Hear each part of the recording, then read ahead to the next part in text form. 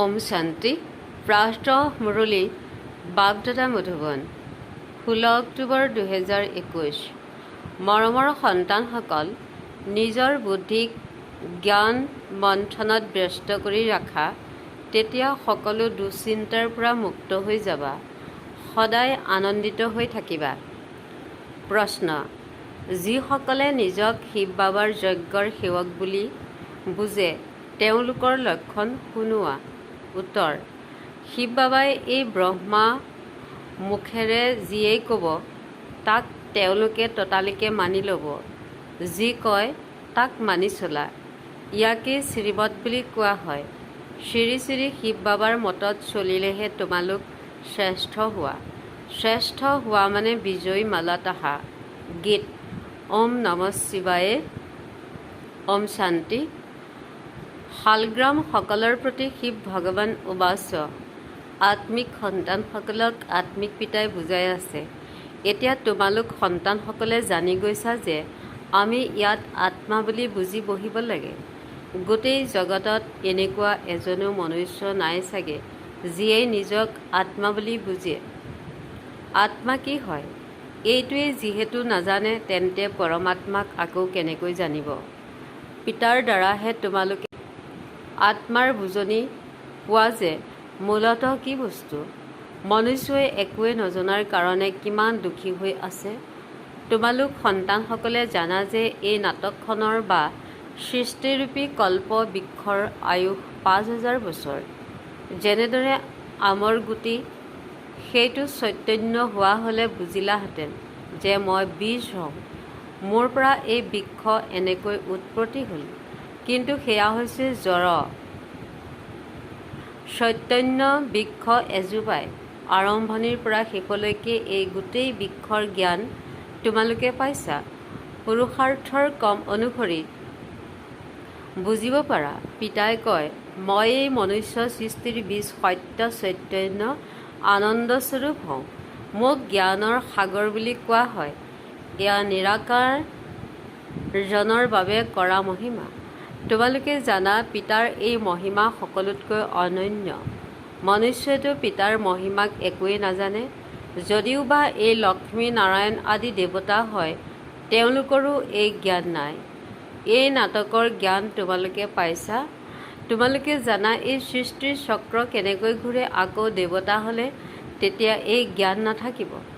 আচৰিত নহয় জানো? তোমালোক এই নাটকৰ ভাৱৰীয়া হোৱা নহয় জানো? তোমালোকৰ ৰচয়িতা আৰু ৰচনাৰ আদিময়ত অন্তৰ জ্ঞান আছে, বাকী ক্ষুদ্ৰ বৰ্ণৰো দেৱতা বৰ্ণৰো এই জ্ঞান নাই।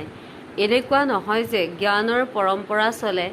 যেনেদৰে উৎসৱৰ বাবে কোৱা হয় পৰম্পৰাগতভাৱে চলি আহিছে। এতিয়া তোমালোকে বুজি পোৱা, সত্য যুগতো এই উৎসৱবোৰক কোনেও নাজানে। তাত একোৱেই স্মৃতিত নাথাকিব। তাততো ৰাজত্ব কৰে। তোমালোকৰ প্ৰত্যেকৰে বুদ্ধিৰ তলা খুলি গৈছে। মুখ্য সৃষ্টিকৰ্তা নিৰ্দেশক মুখ্য ভাৱৰীয়াক তোমালোকে জানা। তোমালোকে কিমান ভাল জ্ঞান পোৱা। যিসকলে এই জ্ঞানক নাজানে তেওঁলোক হৈছে অবুজ। তোমালোকো অবুজ আছিলা, এতিয়া দেৱতা হৈ আছা। এই জ্ঞান যাৰ বুদ্ধিত নিগৰি থাকিব, তেওঁ অপাৰ আনন্দিত হ'ব। তোমালোকৰ বাহিৰে অন্য কোনো নাই যিয়ে এই জ্ঞান বুজিব পাৰে। ঈশ্বৰ পিতাকে বিশ্বৰ সৰ্বশক্তিমান হৰ্তা-কৰ্তা জ্ঞানপূৰ্ণ বুলি কোৱা হয়। কিহৰ জ্ঞান আছে? সকলো বেদশাস্ত্ৰ সৃষ্টিৰ আদি মধ্য অন্তৰ জ্ঞান তেওঁ আছে। শাস্ত্ৰসমূহতো ৰচয়িতা আৰু ৰচনাৰ জ্ঞান নাই। সেইবাবেতো ঋষিমুনি আদিয়ে কৈ আহিছে, আমি ৰচয়িতা আৰু ৰচনাক নাজানো। বুজাওতাজন যিহেতু এজনেই, তেন্তে আকৌ অন্য কোনোবাইনো কেনেকৈ জানিব পাৰিব? এই জ্ঞান তোমালোক সন্তানসকলৰ বাহিৰে আন কোনেও দিব নোৱাৰে। তোমালোকক দেউতাজন হৈছে পিতা। তেওঁ কিমান উচ্চ জ্ঞানেৰে পৰিপূৰ্ণ। তোমালোকে কিমান পদমৰ্যাদা প্ৰাপ্ত কৰা, কিমান আনন্দিত হ'ব লাগে। আমি বেহদৰ পিতাৰ সন্তান। বুদ্ধি জ্ঞানেৰে পৰিপূৰ্ণ হ'ব লাগে। এনেকুৱা কোৱা কোনো বস্তু নাই যাক তোমালোকে নাজানা। এতিয়া তোমালোক মাষ্টৰ জ্ঞানপূৰ্ণ হৈ গৈছা। যিসকল আত্মাত তমোপ্ৰধান হৈ গৈছে, তেওঁলোকে পিতাক সুমন কৰি শতপ্ৰধান হৈ যাব। ক্ৰমানুসৰিতো হয় নহয় জানো? কাৰোবাৰ হয়তো তমৰ পৰা ৰজু বুদ্ধি হৈছে, কাৰোবাৰ হয়তো ৰজুৰ পৰা শত্ৰু বুদ্ধি হৈছে। এতিয়া কাৰোৱেই বুদ্ধি শত্ৰুপ্ৰধান হোৱা নাই। যেতিয়া শত্ৰুপ্ৰধান হৈ যাব তেতিয়া তোমালোকৰ কৰ্মাতীত অৱস্থা হৈ যাব। তেতিয়া আকৌ ৰাজত্ব কৰিবৰ বাবে নতুন সৃষ্টি লাগিব। এই যজ্ঞ যেতিয়া পূৰা হয় তেতিয়া ইয়াত গোটেই পুৰণি সৃষ্টিৰ আহুতি পৰে, আকৌ প্ৰভাও সম্পূৰ্ণ হৈ যায়। পুৰুষাৰ্থৰ ক্ৰম অনুসৰি যেনেদৰে বিদ্যালয় বিদ্যাৰ্থীয়ে বুজি পায় আমি এই পৰীক্ষাত উত্তীৰ্ণ হৈ আকৌ পৰৱৰ্তী শ্ৰেণীলৈ স্থানান্তৰ হ'মগৈ, তোমালোকৰো যেতিয়া কৰ্মাতীত অৱস্থা হ'ব তেতিয়া এই মৃত্যুলোকৰ পৰা স্থানান্তৰ হৈ অমৰপুৰীলৈ গুচি যাবাগৈ। তোমালোকে জানা এতিয়া ইয়াৰ পৰা স্থানান্তৰ হ'ব লাগে, পবিত্ৰ হৈ অমৰলোকলৈ গুচি যামগৈ। আচলতে আমি শান্তিধামৰ নিবাসী আছিলোঁ, পুনৰ ভূমিকা পালন কৰি কৰি অমৰলোকৰ পৰা আহি মৃত্যুলোক পালোহি। গতিকে এই গোটেই জ্ঞান বুদ্ধিত থাকিলে আনন্দিত হৈ থাকিবা। জ্ঞানৰ বাহিৰে অন্য একোৱেই বুদ্ধিলৈ নাহিব। এতিয়া আমি পঢ়ি নতুন সৃষ্টিৰ মালিক হ'মগৈ, এইটোও বুজাব লাগে। ইয়াত আছেই পতিতসকল, দেৱতাটো কোনো নাই। মনুষ্যৰ পৰা দেৱতা কৰি কোনে গঢ়ি তুলিব? পিতাইহে গঢ়িব পাৰে। এতিয়া তোমালোকে বুজাব পাৰা যথাৰ্থ স্বৰ্গ আছিল, য'ত লক্ষ্মী নাৰায়ণৰ ৰাজত্ব আছিল, তাৰ স্থাপনা কোনে কৰিলে? স্বৰ্গীয় ঈশ্বৰ পিতাই স্বৰ্গ স্থাপন কৰিলে। য'ত দেৱী দেৱতাসকলে ৰাজত্ব কৰিব তেতিয়া অন্য কোনো ধৰ্ম নাথাকিব। এইখন বিশাল বৃহদৰ নাটক। তোমালোক চৈতন্য হোৱা নহয় জানো? জানা এই বৃক্ষজোপাৰ বীজ ওপৰত আছে। পিতাও অবিনাশী হয়, তোমালোকো অবিনাশী হোৱা। এতিয়া গোটেই বৃক্ষজোপাই জৰাজীৰ্ণ অৱস্থা পাইছে। এই সময়ত সকলো মনুষ্যই কাঁইটৰ দৰে হৈ গৈছে। কাঁইটৰ জংঘল হয় নহয় জানো? সকলো ইজনে সিজনক দুখ দিওঁতা। পিতাহে বাগিচাৰ মালিক, তেওঁক নাৱৰীয়া বুলিও কোৱা হয়। তোমালোকেও নাও চলাবলৈ শিকি আছা। প্ৰত্যেকৰে নাও কেনেকৈ পাৰ হ'ব সেয়া তোমালোকক বহি বুজায়। নাও কোনো শৰীৰ নহয়, নাও আত্মা আৰু শৰীৰ দুয়োটা বস্তুৰে গঠিত। গায়নো কৰে মোৰ নাও পাৰত লগাওক। এতিয়া আত্মাও পতিত, সেয়েহে শৰীৰো পতিত। এতিয়া পাৰ কেনেকৈ হ'ব আৰু কোনফালে যাব? এতিয়া সকলোকে মূল বৰ্তন, সূক্ষ্ম বৰ্তন, সত্য যুগৰ পৰা কলি যুগলৈকে সকলো ৰহস্যক জানি গৈছে। তথাপিও বুদ্ধিত এয়া কিয় নাথাকে? তোমালোকে কিয় পাহৰি যোৱা? সদায় বুদ্ধিত এয়া নিগৰি থাকিলে তোমালোকে আনন্দিত হৈ থাকিবা, দুশ্চিন্তাৰ পৰা মুক্ত হৈ যাবা। তোমালোকে জানা বাবাৰ আগমন হৈছে আমাক লৈ যাবৰ বাবে। পিতাৰ যি জ্ঞান আছে সেয়া আমাক দি আছে। এইবোৰ হৈছে একেবাৰে নতুন কথা, যিবোৰ পিতাৰ বাহিৰে অন্য কোনেও বুজাব নোৱাৰে। নিৰাকাৰ পিতাই সাকাৰ দ্বাৰা শুনায়, তোমালোকেও এই শৰীৰৰ দ্বাৰা শুনা। গতিকে পিতাই তোমালোকক সন্তানসকলকো নিজৰ সমান কৰি গঢ়ি তোলে। যি পিতাৰ মহিমা সেয়া তোমালোকৰো হ'ব লাগে। কোনো প্ৰভেদ নাই। কেৱল পিতাই কয় মই জন্ম মৃত্যুত নাহোঁ, তোমালোক জন্ম মৃত্যুত আহা।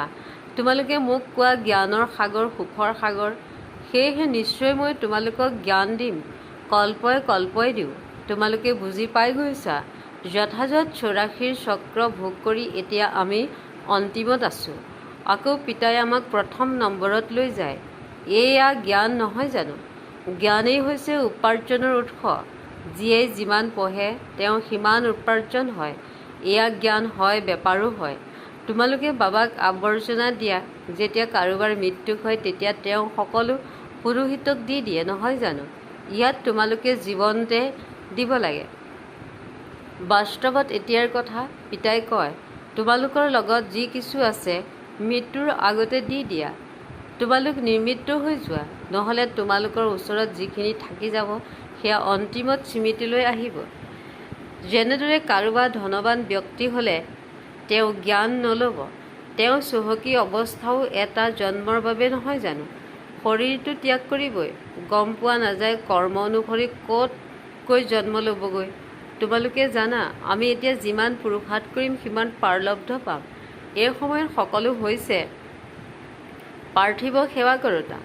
আত্মিক সেৱাক কোনেও নাজানেই। পৰম আত্মাহে তোমালোকক জ্ঞান বুজায়।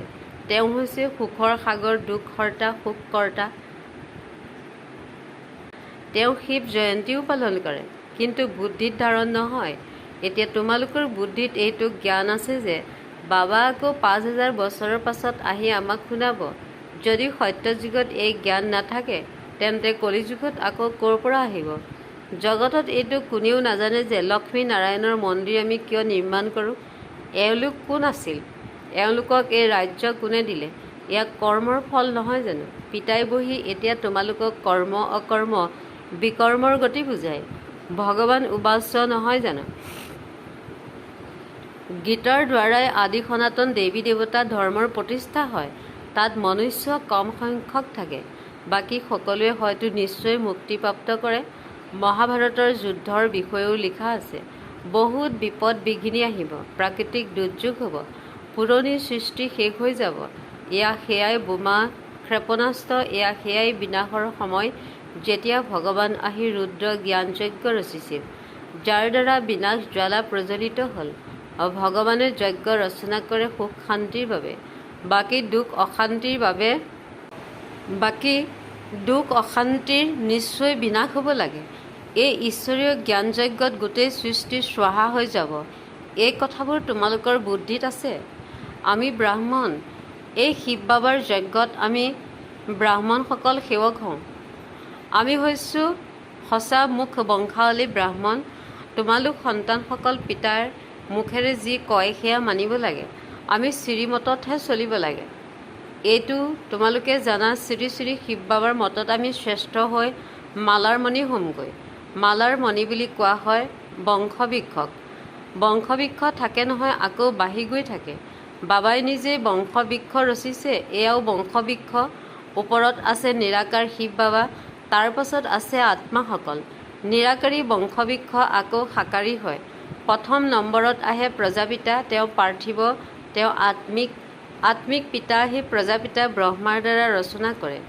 কয়ো পতিত সৃষ্টিলৈ আহি পাৱন কৰি তোলক। ফলয়টো কেতিয়াও নহয়। বিশ্বৰ ইতিহাস ভূগোল পুনৰাবৃত্তি হয়। পুৰণি সৃষ্টিয়ে আকৌ নতুন সৃষ্টি হয়।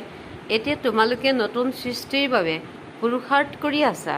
এই বেহদৰ জ্ঞান বেহদৰ পিতাইহে দিয়ে। হদৰ উত্তৰাধিকাৰ থকা স্বত্বেও বেহদৰ পিতাক সুমন কৰে। হে ভগৱান বুলি কয় নহয় জানো? যেতিয়া কাৰোবাৰ মৃত্যুৰ সময় হয় তেতিয়া কয়, ঈশ্বৰ পিতাক সুমন কৰা, তেন্তে দুজন পিতাৰ কথাটি সিদ্ধ হ'ল নহয় জানো? সকলো আত্মা ভাই ভাই হয়। আত্মাইহে আহ্বান কৰে, হে দুখহৰ্তা সুখকৰ্তা, হে মুক্তিদাতা আহক, আমাক ঘৰলৈ যাবলৈ মাৰ্গদৰ্শন কৰক। ঘৰ আমাৰ স্মৃতিত আছে, কিন্তু যাব নোৱাৰোঁ, কিয়নো মায়াই পাখি ভাঙি দিছে। কোনেও ঘৰলৈ উভতি যাব নোৱাৰে। এতিয়া তোমালোকে নিজৰ জ্যোতি নিজেই প্ৰজ্বলিত কৰিব লাগে। পিতাক সুমন কৰিলে ঘিউ পৰি যাব, জ্যোতি একেবাৰে নুমাই যাব নোৱাৰে। কোনোবা মৰিলে তেতিয়া বন্তি প্ৰজ্বলন কৰে। বিশেষভাৱে তাত এজনক নিয়োগ কৰে যে ইয়াত ঘিউ ঢালি থাকিবা, নহ'লে অন্ধকাৰ হৈ যাব। এতিয়াতো তোমালোকে যোগবলৰ দ্বাৰা ঘিউ ঢালিব লাগে, তেতিয়া ঘোৰ অন্ধকাৰৰ পৰা আলোক দীপমালা হৈ যাব। দীপমালা সত্যযুগত হ'ব, ইয়াত নহয়। যিবোৰ উৎসৱ পালন কৰা হয় সেইবোৰৰো ৰহস্য তোমালোকে বুজিছা। তেওঁলোকেতো একোৱেই বুজি নাপায়, তথাপিও বুজোৱা হয়। এই ৰাখি আদি উৎসৱ হৈছে পবিত্ৰতাত থাকিবৰ বাবে। মনুষ্যক জ্ঞানৰ বেজী এনেকুৱা যুক্তিৰে দিব লাগে যাতে অনুভৱ কৰে যে যথাৰ্থত আমিতো ভ্ৰষ্টাচাৰী। পিতাইহে শ্ৰেষ্ঠাচাৰী কৰি তোলে। পিতাই কয়, মন বনা ভৱ, তেতিয়া তোমালোক তমপ্ৰধানৰ পৰা শতপ্ৰধান হৈ যাবা। যুক্তিৰে কাৰ মাৰিব লাগে, কথা কোৱাৰ শক্তি লাগে। এতিয়া তোমালোকে সৰ্বশক্তিমান পিতাৰ পৰা শক্তি আহৰণ কৰি মায়াৰ ওপৰত জয়ী হোৱা। আকৌ তোমালোকে ৰাজ্য ভাগ্য পাব পাৰা। পিতাৰ বাহিৰে অন্য কোনেও জয়ী কৰি তুলিব নোৱাৰে। পিতাই কয়, চোৱা সন্তানসকল, তোমালোকক কিহৰ পৰা কি কৰি তোলোঁ। এতিয়া এনেকুৱা পিতাক নিৰন্তৰ স্মৰণ নিশ্চয় কৰিব লাগে, তেতিয়া বিকৰ্ম বিনাশ হ'ব। পিতাই কয়, মামেকম স্মৰণ কৰিলে তেতিয়া অন্তিমৰ স্থিতি অনুসৰিয়ে গতি হৈ যাব। যেনেকুৱা চিন্তন কৰা যায় তেনেকুৱা হৈ যায়। সেয়েহে পিতাই কয়, মোক স্মৰণ কৰি তোমালোক মোৰ হৈ যাবা। স্মৃতিৰ দ্বাৰা বিকৰ্ম বিনাশ হ'ব আৰু নিজৰ ঘৰলৈ উভতি যাবাগৈ। এই জ্ঞান হৈছে উপাৰ্জনৰ উৎস। স্বাস্থ্য সম্পদ থাকিলে তেতিয়া আনন্দও থাকে। তাত কিমান দীঘলীয়া আয়ুস হয়। যোগেশ্বৰ বুলি কৃষ্ণক কোৱা নহ'ব। যোগেশ্বৰ তোমালোক। ঈশ্বৰে তোমালোকক যোগ শিকাই আছে। এয়া হৈছে ৰাজযোগ। যোগযুক্ত হৈ তোমালোকে ৰাজ্য ভাগ্য প্ৰাপ্ত কৰা। ঈশ্বৰে তোমালোকক যোগ শিকাই বাদশ্বাহীৰ উত্তৰাধিকাৰ দিয়ে। তোমালোকক ৰাজ্য কোনে দিলে? পিতাই। পিতাই কয় আলফাক স্মৰণ কৰা। পিতা আৰু উত্তৰাধিকাৰক স্মৰণ কৰিলে তেতিয়া পাপ খণ্ডন হৈ গৈ থাকিব। এইটোতো বৰ সহজ। তোমালোকৰ বুদ্ধিত কিমান জ্ঞান আছে। ভগৱানৰ সন্তান মাষ্টাৰ ভগৱান হোৱা। পিতাৰ ওচৰতে জানো বহি যাব লাগে? আমিতো ভূমিকা পালন কৰিব লাগে। এই ক্ষেত্ৰত দেহী অভিমানী হ'ব লাগে। ভাল বাৰু। অতি মৰমৰ কল্পৰ পাছত পুনৰাই লগ পোৱা সন্তানসকলৰ প্ৰতি মাতা পিতা বাপ দাদাৰ স্নেহপূৰ্ণ সুমন আৰু সুপ্ৰভাত। আত্মিক পিতাৰ আত্মিক সন্তানসকলক নমস্কাৰ। ধাৰণা: পিতাই যি জ্ঞান দিয়ে সেয়াই সদায় মন্থন কৰিব লাগে। যুক্তিৰে বাৰ্তালাপ কৰিব লাগে। বহুত মৰমেৰে বুজাব লাগে। নিজৰ ওচৰত যি কিছু আছে সেয়া জীৱনতে পিতাক দি নিমিত্ত হৈ এজন পিতাক স্মৰণ কৰিব লাগে। বৰদান: নিজৰ সৰ্বশ্ৰেষ্ঠ পদমৰ্যাদাৰ নিচাৰ দ্বাৰা অনেক আত্মাৰ কল্যাণকৰোতা হৰ্তাকৰ্তা স্বৰূপ হোৱা। আমি সৰ্বশক্তিমান হৰ্তাকৰ্তাৰ সন্তান। এইটো হৈছে সৰ্বশ্ৰেষ্ঠ পদমৰ্যাদা। এইটো পদমৰ্যাদাৰ নিচাত থাকিলে তেতিয়া মায়াৰ অধীনতা সমাপ্ত হৈ যাব। এই হৰ্তাকৰ্তাৰ স্বৰূপ হৈ গ'লে যিকোনো আত্মাৰ কল্যাণ কৰিব পাৰিবা। যিসকল সদায় এইটো নিচাত থাকে তেওঁলোকে সদাকালৰ ৰাজ্যভাগ্য প্ৰাপ্ত কৰে। এইটোৱে কৰ্তৃত্ব সদায় স্থায়ী কৰি ৰাখা। তেতিয়া বিশ্ব তোমালোকৰ আগত নতশিৰ হ'ব। তোমালোক কাৰো আগত নতশিৰ হ'ব নোৱাৰা। শ্লোগান: কৰাবনহাৰ পিতাৰ স্মৃতিৰে মই ভাৱক সমাপ্ত কৰা। ওম শান্তি।